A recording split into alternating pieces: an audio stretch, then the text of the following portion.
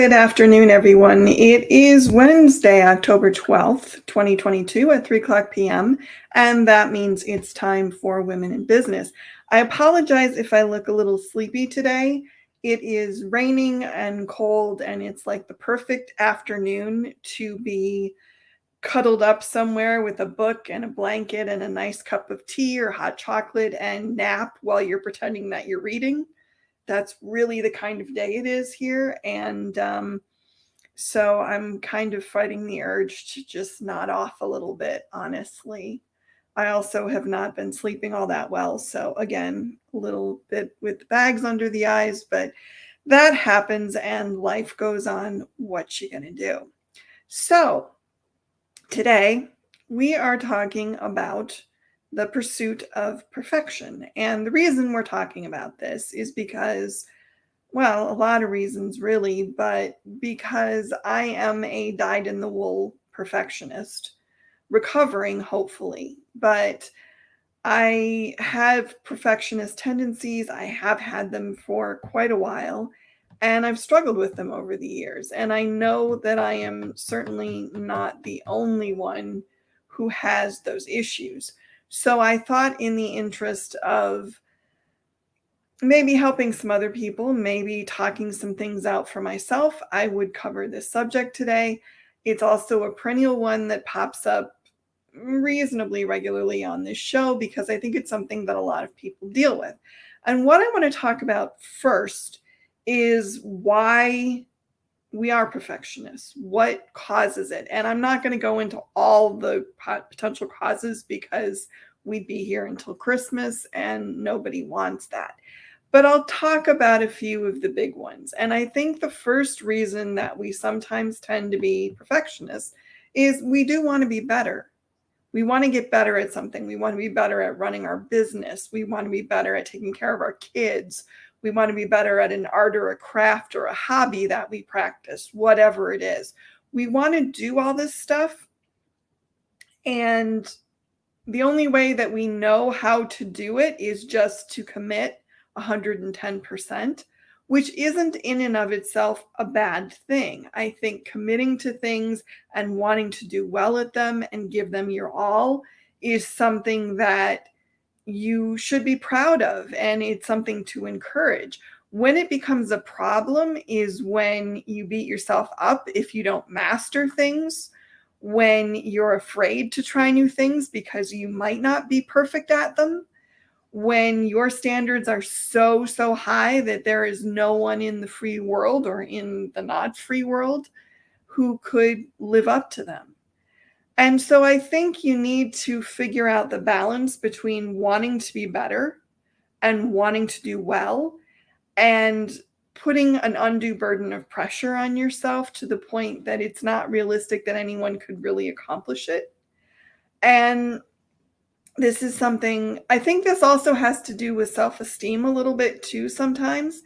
If you are someone who maybe doesn't have the best self-esteem or have been told in the past that you're not worth it or you don't do things well or whatever it is, sometimes you overcompensate and you become a perfectionist.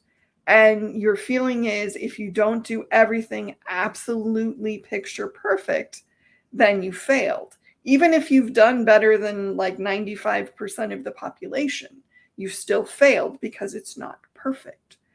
So I think this is one that you need to find the balance with. We should all want to be better.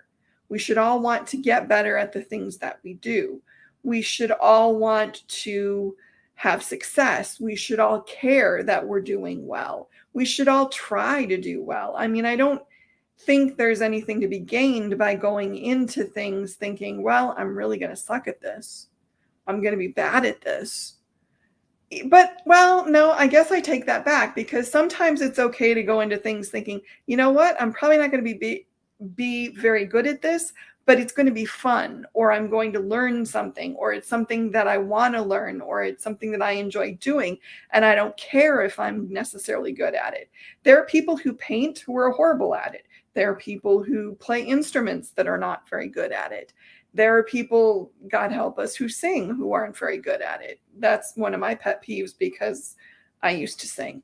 And bad singers are kind of like, ooh, fingers on a chalkboard for me. But I think there's a line that has to be drawn between wanting to be better and expecting yourself to be perfect. Expecting yourself to be perfect is an expectation that nobody can live up to. We're human. We make mistakes.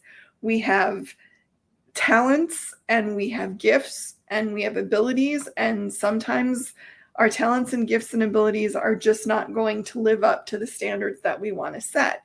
We're human. It happens.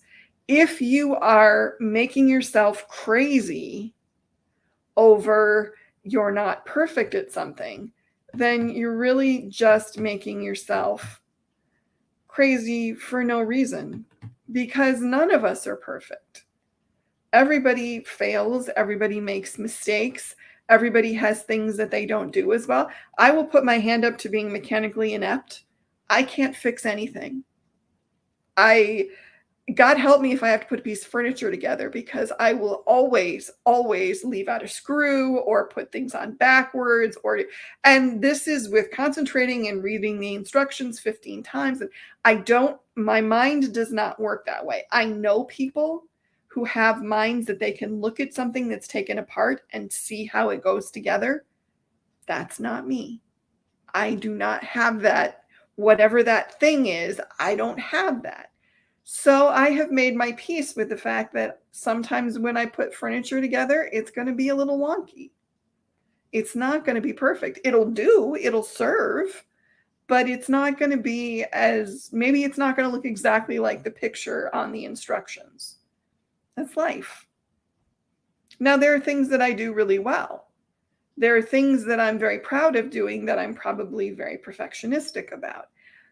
So I think we need to really take a look at what areas in our lives are we just putting expectations on ourselves that are just so unrealistic and so not possible for mere mortals to accomplish, that we end up most of the time not doing anything at all. And we miss out on things that we really could enjoy because we're afraid that we won't do them well enough. So you have to find the balance. I'm laughing at Wendy here. So IKEA is your favorite place to buy furniture? No. No, IKEA is not my favorite. Actually, buying furniture is probably one of I hate it like fire, because putting something together is always horrible for me. I hate it. And it frustrates me, and it always takes me 3 times as long as it should. And that's just how it is. My brain just does not work that way. I don't know why, it just doesn't. So I think what I want you to take away from this first point I'm making is wanting to be better is good. We should want to be better. We should want to do better at the things that we do. We should persevere when we're learning. We should have a drive to improve, but don't have expectations for what the end outcome is going to be that are so unrealistic that you end up never trying, or you end up consistently being dissatisfied with everything because you don't reach this pinnacle of perfection that you think you're supposed to get to. Concentrate on getting better and celebrate your progress, even if your progress is an increment. If I put something together in 2 hours instead of 3, I'm going to celebrate that, because for me, that's improvement, sadly. But that's the kind of thing you need to look at. And honestly, I could be sitting here in a house with no furniture. I could be talking to you from the floor because I wouldn't have built the desk that this computer is sitting on. Now, did I love building the desk? No. Did I put the legs together backwards the first time? Yes. But you know what? It's here. It holds everything up and it works.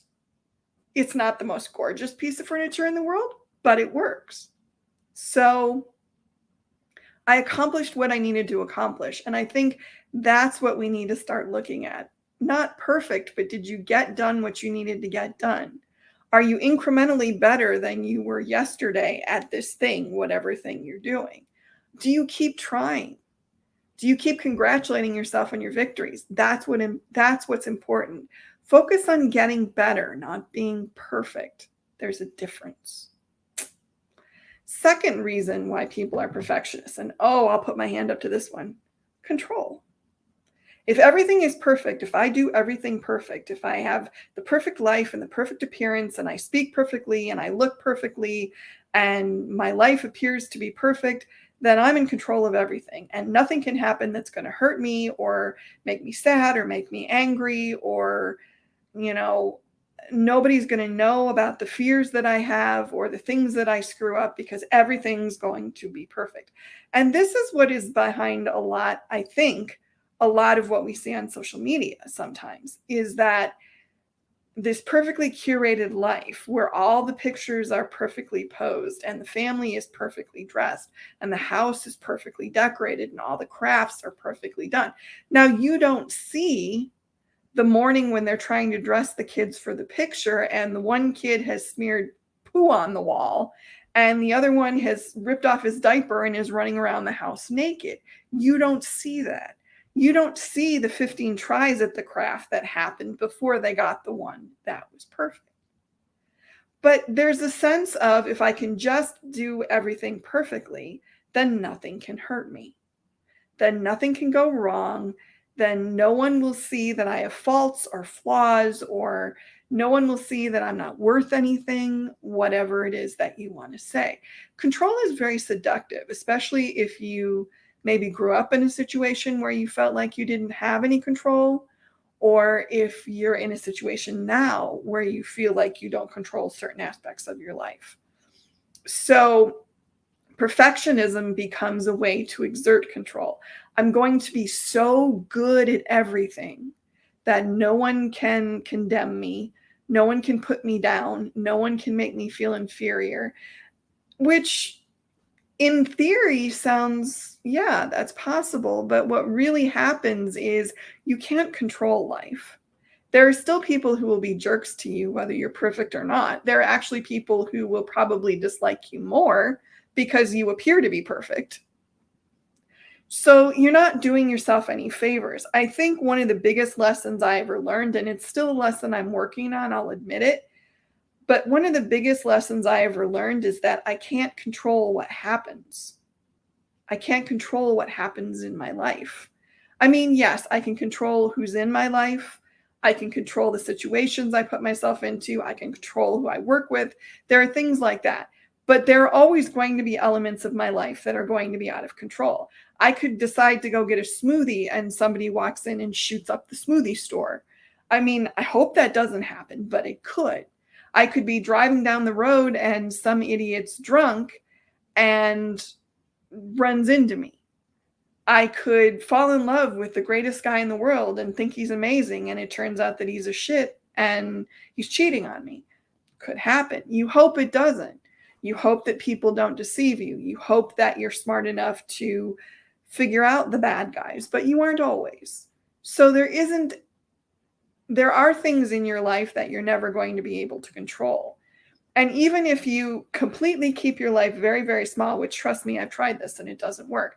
If you keep your life very, very small and you limit the number of people that are in it, and you keep yourself in a very deep rut and you're just doing the same, things can still happen. I had one of those, and then COVID happened and my life blew apart in a way. Things happen. But there's this, it's also, I think, especially if you've grown up in a household that was kind of chaotic, certainly if you grew up with parents who had substance abuse issues, you develop something called magical thinking. And magical thinking is basically, if I am perfect, if I am so good and do nothing wrong, then my family is going to be healed. And the parent that has a substance abuse issue is going to stop having that issue. And we're all going to be happy and blissful and live in a kingdom of lollipops and unicorns. My parents told me that when I was a kid, that if I was a better daughter, my father would not drink. And I was a kid, so I believed it. My grandmother told me that too, strangely enough. So apparently that was handed down through the generations. And when you're a kid, you don't know any better. And so magical thinking becomes part of your worldview. And you actually think that if you can just get everything perfect, then nothing is going to hurt you. Everything's going to be lollipops and unicorns. It's not reality. I didn't make my parents have the issues that they had. I didn't make things happen the way they happened. I was just living my life trying to do the best I could, and things happened. But if you're taught that, and if you're given those messages, you start thinking, if I can just be absolutely perfect, then I can control all this stuff. Whew, it is coming down out there. We're having a really nice little gale here right now. We might go to Oz. Hold on. So let's see what else we got here. Want to learn how not to be a perfectionist garden. No 2 years are the same. Mother Nature is a fickle gal. Yes, gardening will teach you that you cannot be a perfectionist. Totally not. And Jeff, hi Jeff. And Nerdstrom, yes, he's back there. He always hangs out for the show. And Lisa says, good afternoon, Christine. Happy to catch you live. And my life is definitely not lollipops and unicorns. I don't think anybody's life, honestly, is lollipops and unicorns. I wish it was, but I don't. I think that everybody has little instances of non-lollipops and unicorns. Hopefully there's more lollipops and unicorns than not. Or, dark chocolate and whiskey or whatever it is that you want. But I think control is another reason why we have perfectionist tendencies. And the third one, and I will also put my hand up for this one, is fear. And it could be fear that you're not good enough. It could be fear of what would happen if you accomplish the goal that you're aiming toward. It could be any number of things. And fear is a motivator sometimes, but it also can be a huge barrier. And if you are fearful of something, like if you have a big project and you're scared if you finish it, people won't like it, or you're scared if you finish it that people are going to expect you to do it again, or whatever it is, then you become a perfectionist and you're always tinkering with it and you're never quite ready to show anybody what you've done. And you're never quite ready to launch. And fear is holding you back, and fear causes you to be a perfectionist because you're always, it's not quite good enough. And I just need to do these 4 more things and then it will be good enough and I can release it and I'll be ready. I have like 3 novels that are victims of this syndrome, I would say, if not more. Fear is an interesting thing because, again, part of it can come from if you have self-esteem issues, if you've been told you're not good enough, then you might believe that. And if you believe that, then you never want to share your projects or start your business or ask that person out on a date, because what if you're really not good enough? What if you really can't do it? What if it's a complete pancake failure and everybody sees it? So it's easier to just be perfectionist about it. Well, when I lose 20 pounds, then I'll ask out that person I like. Or, well, when I figured out every permutation of what could happen with this business, then I'll open the doors.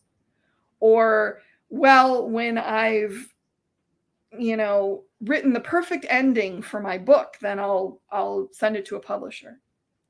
The thing is, everything is a process. And sometimes you are going to fall flat on your face.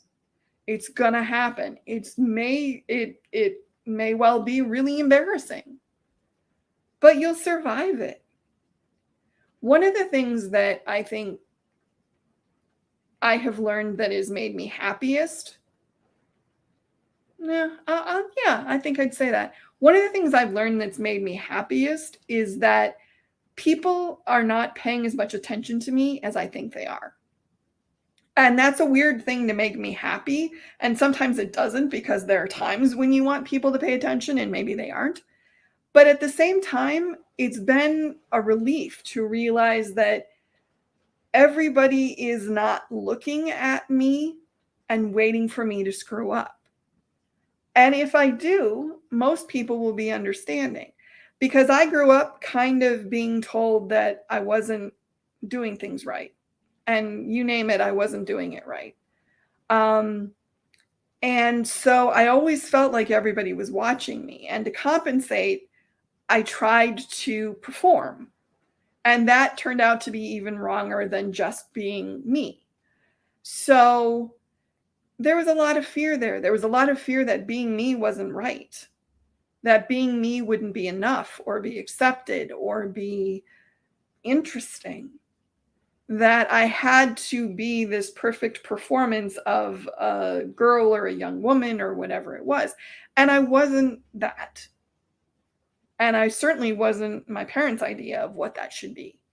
And so I grew up thinking that I had to be something other than what I was.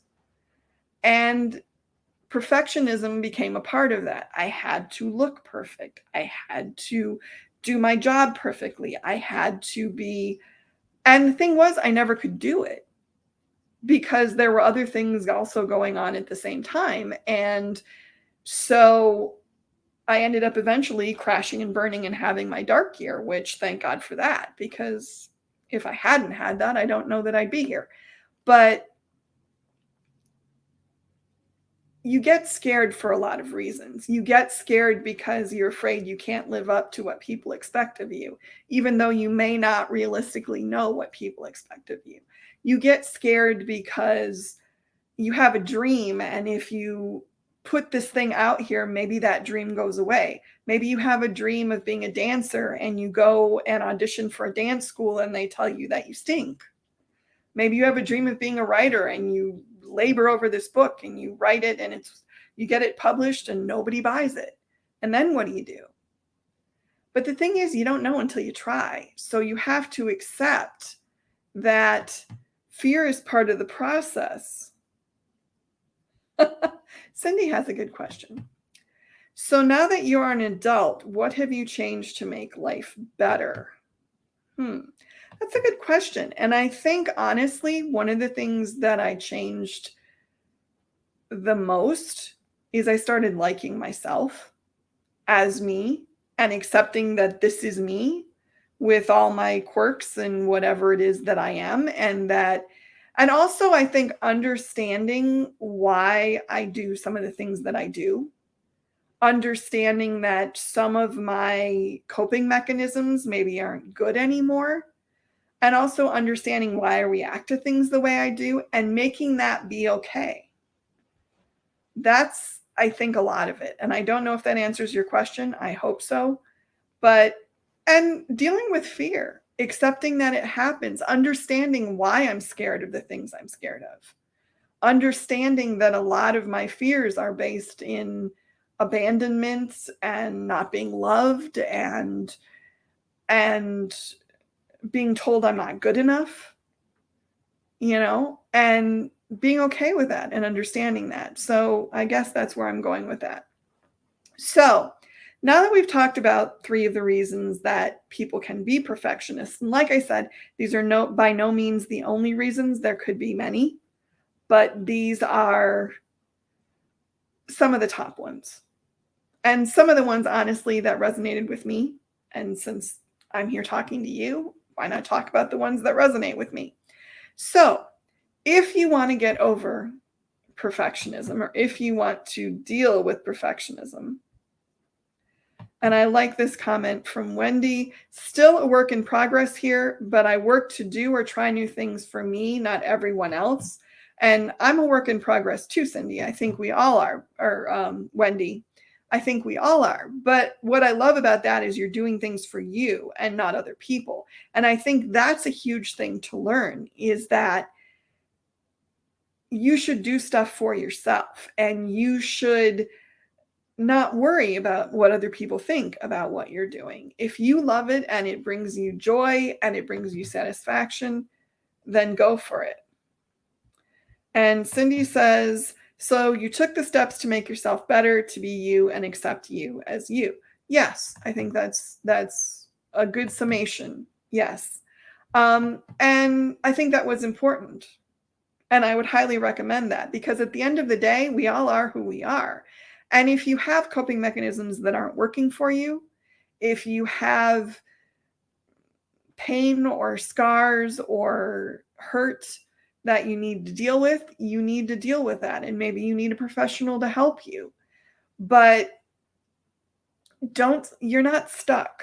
You can fix it if you want to. I'm not saying it's going to be easy, and it's going to require you to look at yourself and realize that you made choices that hurt you, and you made choices that denied you opportunities, and you made choices that screwed up your life in some ways.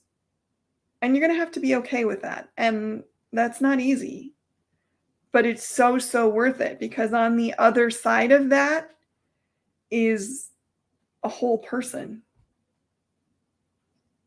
And I got to say, having not been a whole person for quite a while, being a whole person is a lot more fun. Really is. So anyway, back to what I was talking about, which is, if you want to mitigate some of your perfectionism, if you want to learn how to be less of a perfectionist, here are some things that you can do. Prioritize self-care. I talk about self-care a lot on this show, and there's a reason, because a lot of us really suck at taking care of ourselves. We are, especially as women, we are amazing at taking care of everybody else, but we're terrible at taking care of ourselves. And we need to learn to be better at that. And we need to stop thinking that that's a selfish thing to do. We need to stop thinking that we don't have the time to do it, that we should be spending the time on other people.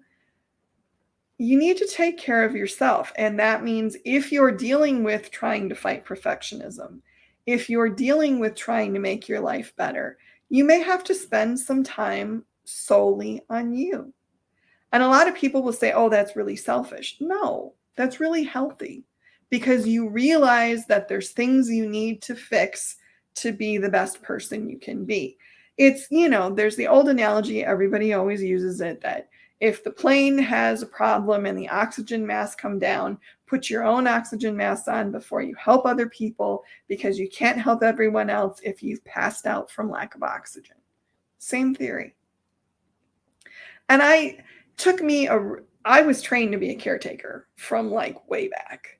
So it took me a really long time to not feel guilty for saying, you know what, I need a mental health day, or you know what, I need to go to therapy, or I need to talk about this issue, or I need to have a conversation with you because we need to work this out, or whatever it is. It took me a really long time to learn that, because I had been trained that everybody else came before me. And it's a really hard pattern to get out of if you've been trained into it. And it's a really hard pattern to get out of if all the people around you expect you to do it. So that's still something I'm working on, honestly. That's still something that I am learning to not do in every situation.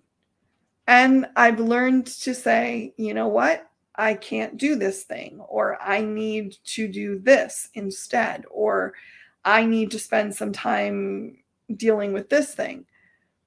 Self-care is really important. And especially as women, we need to learn to do more of it. And we need to learn to make it a priority. We are as important as our children and our spouses and our family members and our friends and the people we work with. We are equally as important. And honestly, sometimes if we don't take care of ourselves, nobody else is going to do it. So prioritize self-care. It can also help with perfectionism, because you'll learn that part of being caring about yourself is not beating yourself up. The next thing, challenge negative self-talk. This is one, I got to be honest, I'm still working on, because the little drill sergeant in my head is mean. I don't talk to myself kindly. I'm very hard on myself. A lot. And And it's something that I'm working on. It's something that I'm still not very good at. I'm trying to rephrase what I say to myself. I'm trying to rephrase how I talk to myself. But it's really easy, particularly if you do have low self-esteem, or if you were told as when you were growing up that you didn't do things right, or you can also parrot how your parents talk to you, how your siblings talk to you, how your friends talk to you, how your teachers talk to you. You need to learn to talk to yourself more kindly.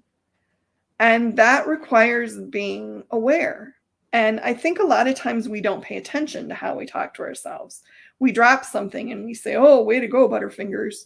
Or we do something dumb and we say, oh, yeah, that was great, stupid, you know? And you don't realize that you're doing it. You don't realize that most of the time when you're talking to yourself, and this is the other thing, everybody does it. Don't feel weird about it. Everybody does it. You may not verbally say it, but in your head, there's a little voice that says, oh, yeah, way to go, stupid. You know, it's part of the human psyche, I think. So we need to learn to talk more nicely to ourselves. I read something once from a speaker, and I don't remember. Louise Hay was her name, and my mother was big into her. She's new agey guru, but I loved this one piece of advice that she gave, which is when she did a speech, she had a routine for how she dealt with the aftermath of the speech, which is when she was done, she walked off the stage, and the first thing she said to herself was, great job. And then she listed out all the things that she thought went well. And then a couple hours or maybe a day later, she'd sit down and say, okay, and these are the things that we need to work on for next time. Now, notice the sequence of events. She gets done, she walks off, and she congratulates herself, and she emphasizes what she did well. And then a little, when there's some distance from it, she talks to herself about what didn't go as well, but not in a negative way, not in a you're stupid or you're screwed up or, you're such a dumb idiot. Why did you do that? It's more, okay, here's the things that maybe weren't as good as we would have liked them to be, and here's how we fix that. So I like that. I like that way of self-talk. 15. And how come you made that stupid face at minute 25? And how could you have screwed up those 2 slides? And, blah, blah, blah. And before you know it, you've scared yourself to the point where you never want to give a talk ever again. Instead of saying, instead of congratulating yourself that you got up and did a talk at all, which a lot of people won't do. And then a little later going, okay, and here's some things that maybe next time we need to do a little differently. It's a whole different mindset. And I think what happens when you have that mindset is you're supporting yourself. You're celebrating what you did well before you kick yourself in the behind over what you didn't like. And you don't really kick yourself in the behind. You're just like, okay, so here's some things that didn't go as well. Think about how you talk to kids, little kids. Little kids screw something up, them hopefully, and say, oh, well, that was really stupid. Bright move there, genius. You're sweet, and you help them, and you comfort them, and you tell them how to do things better next time. And it looks like my connection is being unstable. I don't know why, because I am hooked up to the modem, but hopefully it is not looking crappy where you are. And let's see what Wendy has to say. Self-care is where my perfectionist comes through. See previous comment, work in process. I come from what I call as always working family. Vacations, waste of time and money. I get that one, yeah. And I think I have that too. where I feel like I should always be doing something and I shouldn't ever buy things for myself or take vacations. I'm trying to get better about that, because if you work to earn the money, why is it a waste to do something nice for yourself with it? I don't understand that thing. I don't understand that thinking. I don't understand the theory that you have to be working 24 hours a day. I don't get it. So I don't know. That's something that I think you just need to be aware of and to try to reframe that. You need to, it's just like self-talk in a way, negative self-talk in a way. You have to catch yourself when you're having those thoughts and reframe it in some way that is more positive, that is more oriented towards self-care. And yeah, I know that's hard to do. Trust me, I struggle with it all the time. But if you're dedicated to it, and if you want to get better and you want to treat yourself better, and we all should, then you just have to be mentally aware of these things. And yeah, it's work. I'm not going to lie. A lot of this stuff is work. Being mentally healthy is work. It's just the reality of the situation. So you're just going to have to resign yourself to that. The next way to combat perfectionism is see the big picture. If you give a piano recital and you miss a note, is the world going to end? If you stand up to give a talk and you mispronounce a city name, is the world going to end? If you decide you want to be a painter and your paintings are not great, but you enjoy doing it, is that the biggest waste of time ever? These are all good questions. The bigger picture is the world will not end if you screw up somebody's name. The world will not end if you write a book and nobody wants to buy it. The world will not end if you stand up to sing and your voice cracks. The world will not end as it did if on the first solo that you ever do when you're singing, your accompanist, your pianist drops the music, which happened to me the first solo that I ever did. The world does not end. So you need to be aware of the big picture. And the big picture is, what is the worst thing that can happen? The big picture is your life in total versus this one little moment in time and this one little thing that happened. And you also need to be, and yes, Lisa has a really good point. I use the, is the world going to end, to help me get through my foibles. Yes, that's a good one, because most of the time the answer to that question is no, it's not going to end. You will survive until tomorrow. But I think the other half of seeing the big picture is also looking around and seeing how small a part you are of the big picture. A lot of people who have perfectionist tendencies tend to think that everybody is watching and judging them. I know I did. And that's partly because there were people for a good portion of my growing up years that were watching me and judging me. But I carried that with me when I became an adult, that everybody was looking at me and thinking that I wasn't doing well, or I wasn't doing things right, or whatever it was. And when I really got to look at the big picture, I realized that most people weren't paying attention to anything I was doing and didn't care and were completely uninterested and had no opinion on anything that I was doing. And the performer in me was a little bummed out by that, but the rest of me was like, yay, nobody cares. So I can take a risk and I can try things and I can do stuff. And most people aren't even going to notice. And I'm okay with that now. I mean, yeah, the performer part of me still wants to go, hey, look at me. But, that's the performer part. But I think being aware of the big picture is Cindy makes me laugh. She says, did you have to say screw up a name? I'm taking a name out of a jacket right at this moment. Oh, I'm sorry, Cindy. I shouldn't laugh at that, but that's a little funny. But again, see the big picture. Okay, you're taking a name out of a jacket. Sucks. Not fun. certainly not what you want to be doing, but you'll fix it and it'll be all right.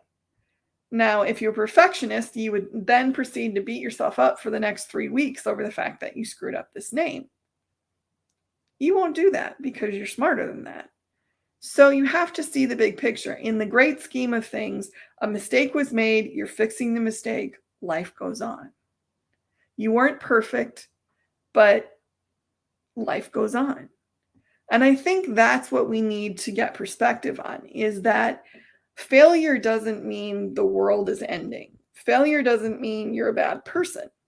Failure doesn't mean that nobody's going to like you or love you or want you around. Failure just means you screwed something up and now you'll do what you can to make it right, and then you'll move on, and that'll be it.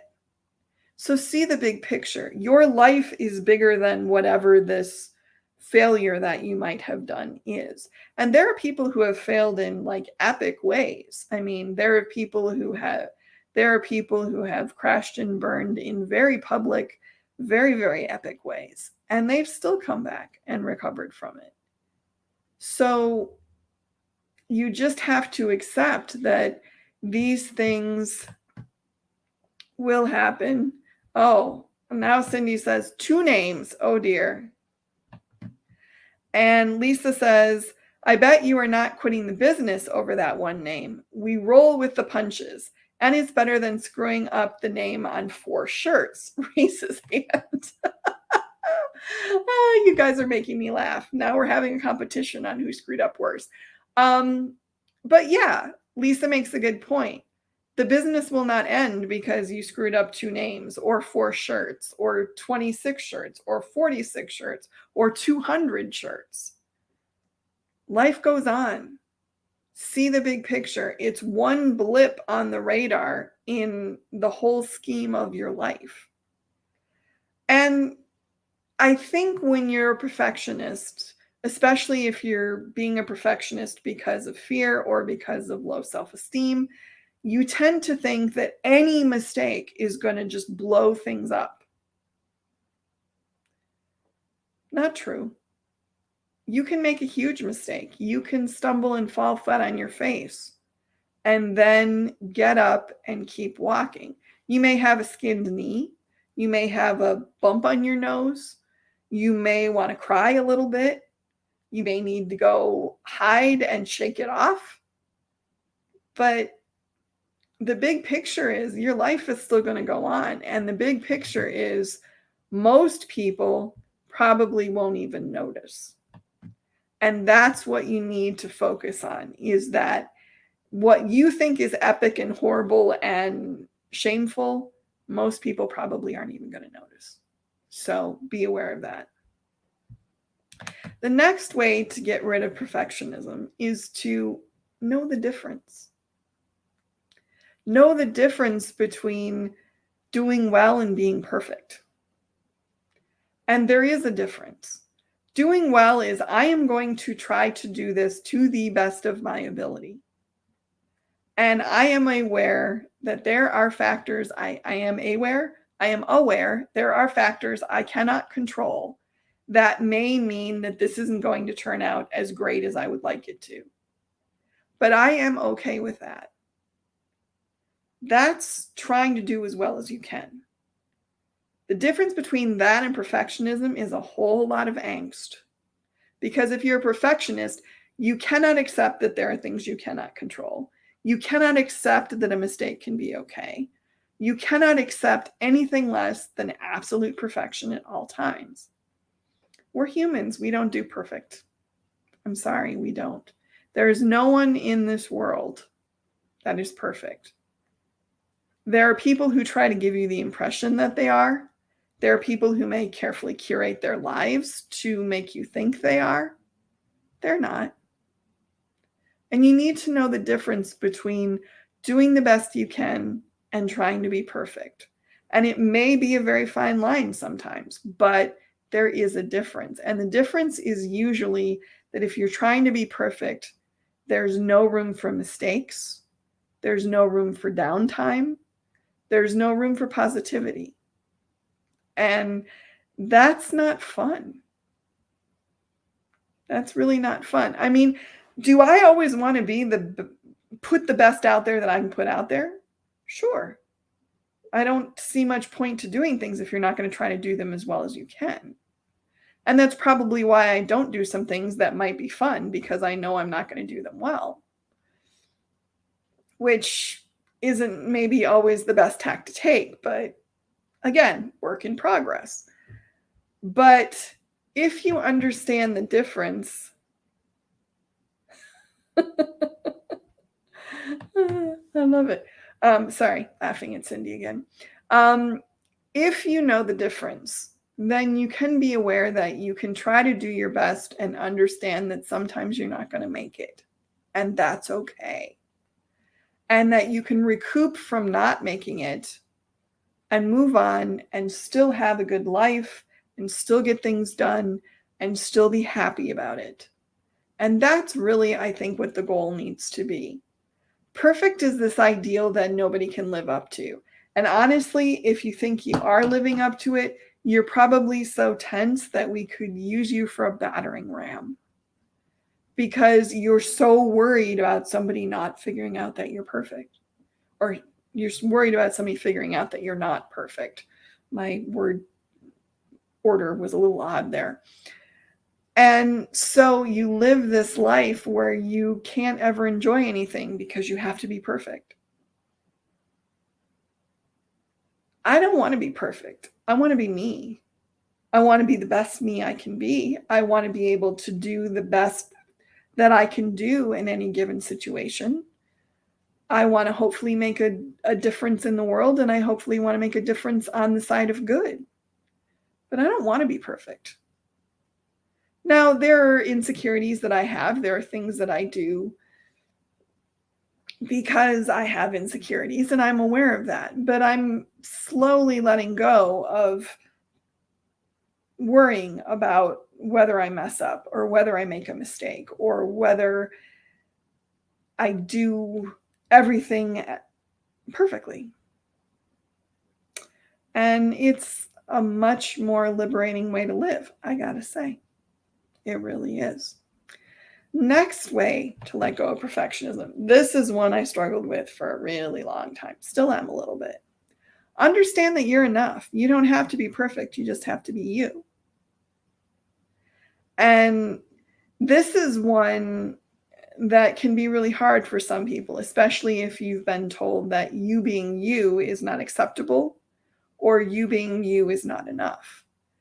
And you need to make peace with the fact that you're not going to be everybody's cup of tea. And some of those people who are not particularly enamored of you might be family members, might be teachers, might be people in authority, might be people in an audience you want to enchant. It happens. That's okay. Not everybody has to like you. And it isn't an indictment of you. It isn't an indictment of your personality if somebody doesn't like you. It took me forever to learn that. I'm still working on that one. But I'm not everybody's cup of tea, and that's okay, because everybody isn't my cup of tea. There are people that I don't particularly like.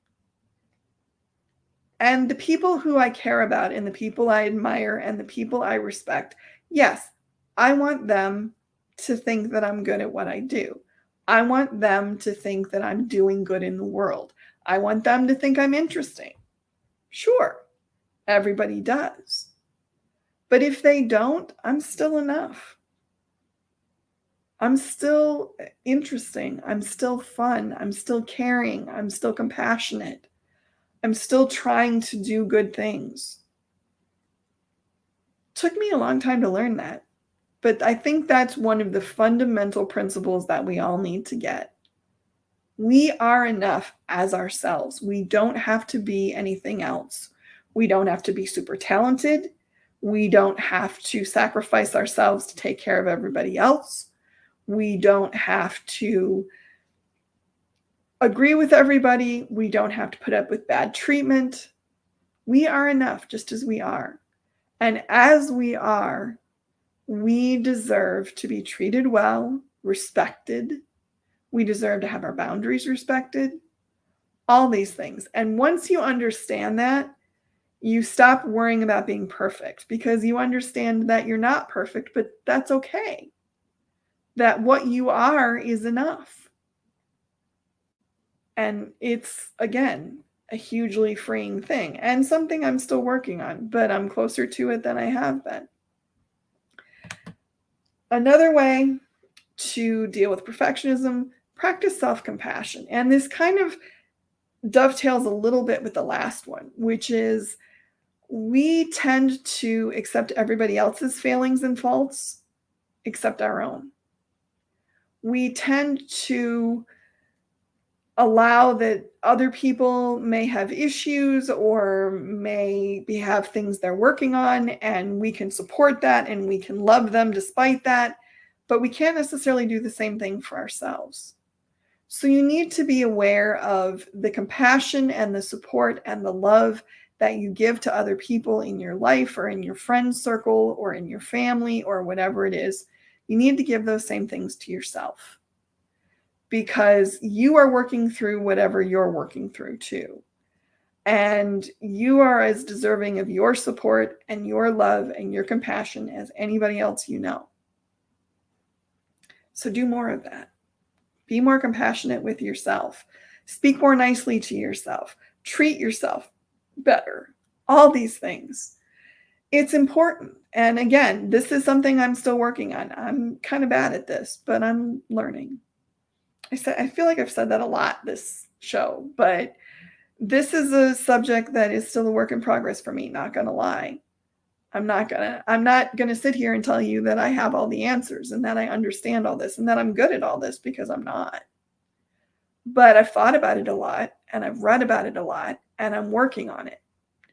And some of what I've learned, hopefully I can share with you and maybe it'll help you too.